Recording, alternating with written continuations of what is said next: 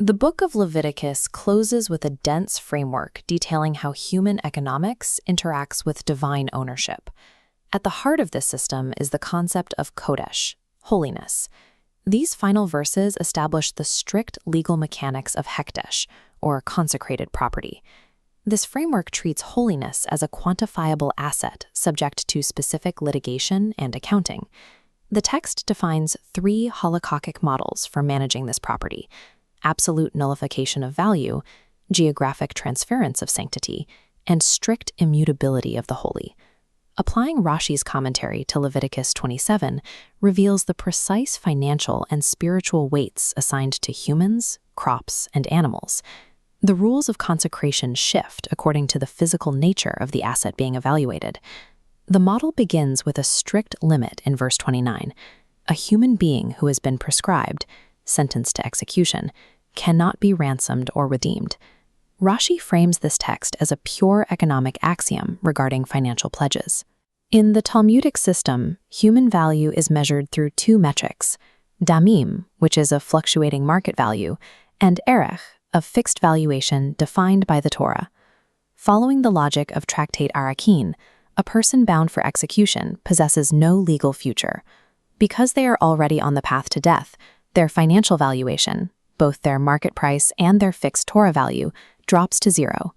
If an onlooker attempts to pledge the condemned person's value to the temple, the vow is void. You cannot attach a financial pledge to an asset the system has already evaluated as having no value. The legal status of the individual has rendered them ineligible for further valuation. In this model, extreme legal forfeiture permanently nullifies both economic value and the capacity for further sanctification.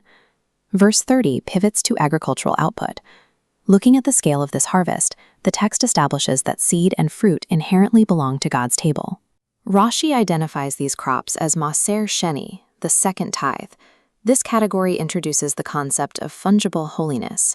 Unlike the condemned human, the sanctity of these crops is flexible. God allows the owner to consume the tithe, provided it is eaten within the specific geography of Jerusalem. For a farmer living far from the city, transporting several tons of grain becomes a complete and total logistical impossibility. The Torah solves this through redemption. The owner can decouple the holiness from the physical grain and transfer that status into silver currency. This liquidity comes with a specific friction cost. If you redeem your own tithe, the system levies a 20% penalty, known as the Chomesh. Once the value is extracted into capital, it must be carried to Jerusalem and converted back into food. This mechanism effectively locks the agricultural economy to the holy city. Agricultural sanctity is designed to be transactional, using these friction costs to stimulate a religious economy centered on Jerusalem. In verse 32, the rules of fungibility are revoked. For animal tithes, the owner's ability to manage the asset's value is removed. Rashi describes a strict physical sorting process.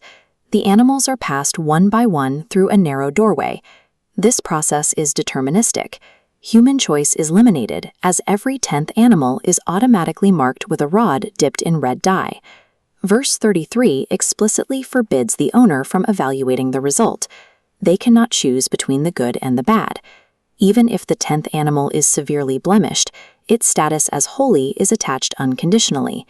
This leads to the temptation of Temurah, or substitution, attempting to swap a high-quality animal for a blemished 10th one. The system penalizes this attempt at optimization's possession. For biological assets, the system views sanctity as an immutable lottery that actively rejects human intervention. Leviticus 27 demonstrates that holiness is not a monolithic spiritual condition. For a life that is legally forfeit, economic sanctity cannot attach. For crops, sanctity is a liquid asset designed for geographic transference.